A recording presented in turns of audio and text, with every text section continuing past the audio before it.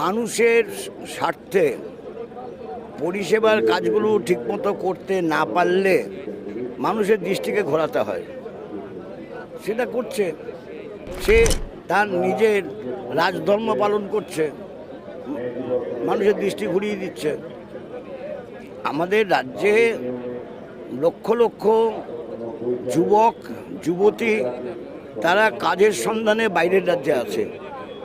রাজ্যে কাজের সংস্থান করার ব্যবস্থা না করে এবং তাদেরকে এখানে রাখার ব্যবস্থা না করে ছেড়ে দিচ্ছে, বাইরে ঘুরে বেড়াচ্ছে রাজ্যে রাজ্যে। সেটা তো কিছু করার নেই। এর আগে কিন্তু বিজেপি আরএসএস এর বিরুদ্ধে সরকারি টাকায় মন্দির গড়ার অভিযোগ নয়, কিন্তু রাজ্যের সরকার সরকারি টাকায় মন্দির করবে। সরকারি টাকায় কখনো কেউ ধর্মস্থান তৈরি করে না। আমি একটা পুরনো কথা বলতে পারি, অনেক পুরনো দিনের কথা। 1954 সালে যখন বান্দুং কনফারেন্স হলো, নলানাইন কনফারেন্স, জোট নিরপেক্ষ রাষ্ট্রের সম্মেলন হলো, সেইখানে সিদ্ধান্ত হয়েছিল পরবর্তীটা হবে মিশরের কায়রোতে। কিন্তু কায়রো এয়ারপোর্টটা ছোট ছিল। এতগুলো দেশে রাষ্ট্রপ্রধান আসলে পর এয়ারপোর্টটা বড় করতে হয়। এয়ারপোর্টের কোনো একটা মসজিদ ছিল, সেই তখন আব্দুল গামাল নাসের, সে ছিল রাষ্ট্রপ্রধান।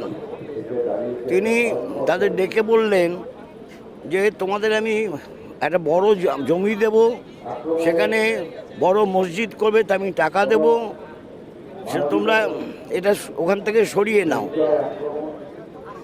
তারা বলেছিল না, সরকারের অর্থে আমরা মসজিদ করব না,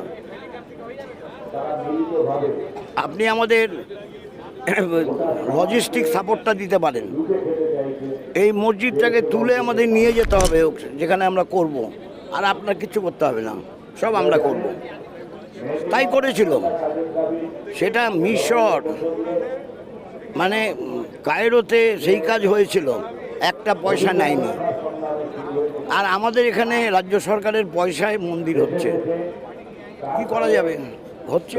স্কুল, কলেজ, হাসপাতাল, শিল্পনগরের কেন্দ্র রাজ্য দুই সরকারি মন্দির গড়ার কম্পিটিশন না, তবে ওরা টাকা তুলে করেছে। হ্যাঁ, এরা করেছে সরকারের টাকা। হিটকো থেকে 1 গাদা টাকা নিয়েছে, হিটকো থেকেই অনেক টাকা নিয়েছে।